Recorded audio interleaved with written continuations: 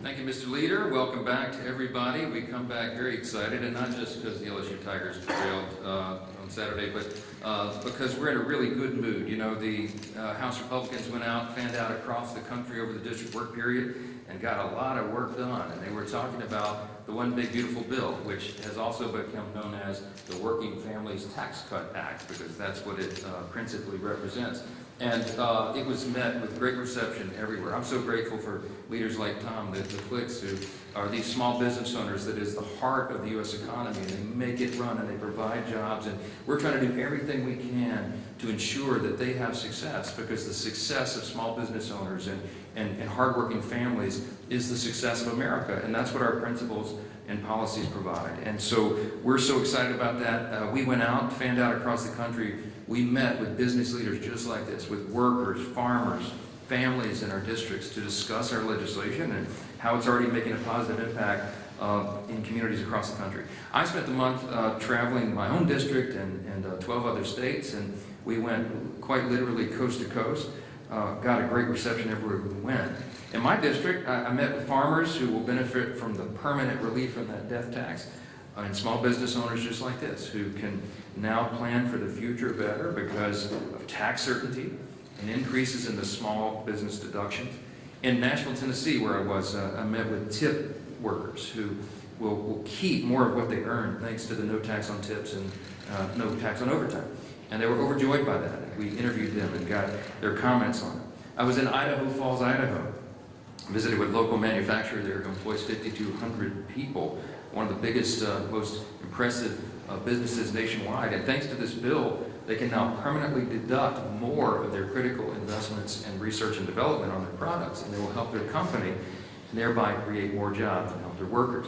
Look, whether you're a farmer, a bartender, a stay-at-home parent, a law enforcement officer, a business owner, any profession in between, the legislation that we passed is going to benefit you. It's going to benefit all Americans, because as we noted, it was written for lower and middle class earners, and they were going to feel the effects of that in very short order.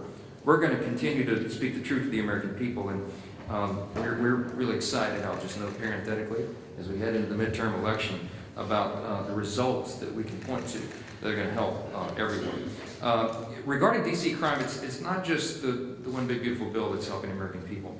Since President Trump took control of the crime in this city, and so many of you live here, and you know, you experienced this, they took control of the DC Metro Police Department, and the crime in our nation's capital has fallen off a cliff. There's some stats. Carjackings are down 85%. Some of you, I won't ask for a raise of hands, but some of y'all live in the Navy Yard. I mean, people were scared to go to their cars at night. That's not happening anymore. I was down there yesterday, and we have National Guard, loyal, faithful, brave National Guardsmen and women walking the streets in full, with their arms. Makes a big difference.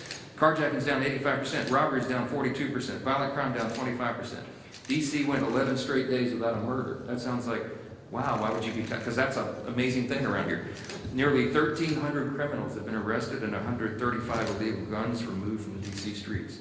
DC residents, and the residents of every big American city, should be able to walk freely without fear of being mugged and violently assaulted and carjacked or shot at.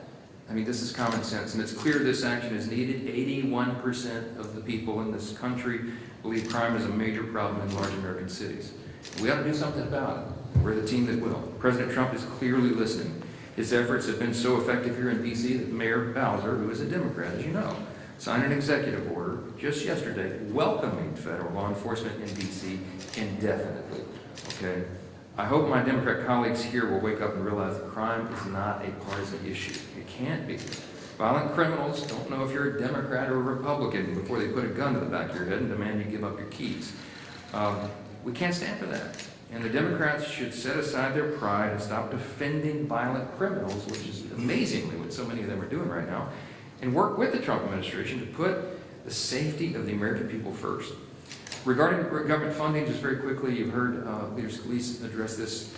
House Republicans are continuing the FY26 appropriations process in our efforts to responsibly fund the government while also cutting spending. Why? Because, my friends, we have a $37 trillion federal debt. Now remember, we cut $1.6 trillion in the big, beautiful bill, and that was a huge leap forward because it's the largest amount of savings ever achieved by any legislative body in the history of mankind. But it's not enough. We have to continue to spend more responsibly. This week, we'll bring up the Energy and Water Appropriations Bill to the floor, and Chairman Cole is diligently working to get all 12 of the appropriations bills out of this committee.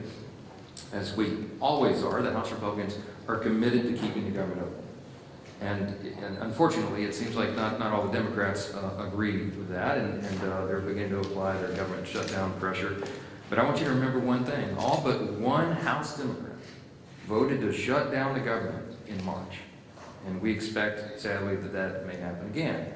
That will be their inclination. If the government shuts down, it'll be because congressional Democrats rejected common sense solutions to fund the government and instead caved to their far left base.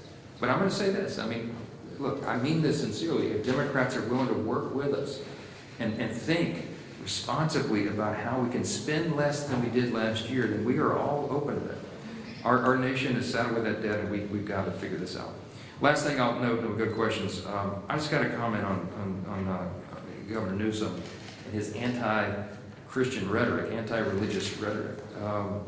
Just one personal point here. Last week, I mean, he called me out personally a couple times, and he shamelessly mocked the victims of Annunciation Catholic School for praying after the shooting. Went online and did it in writing. I just found it reprehensible. I mean, it's really sad. In response to a video of Caroline Leavitt discussing the power of prayer amid great tragedy, the governor posted, quote, "These children were literally praying as they got shot at." I mean, why? Like, why would he do that? Why would you do that? Except that you were starving for attention. It's detestable. 2 children were murdered.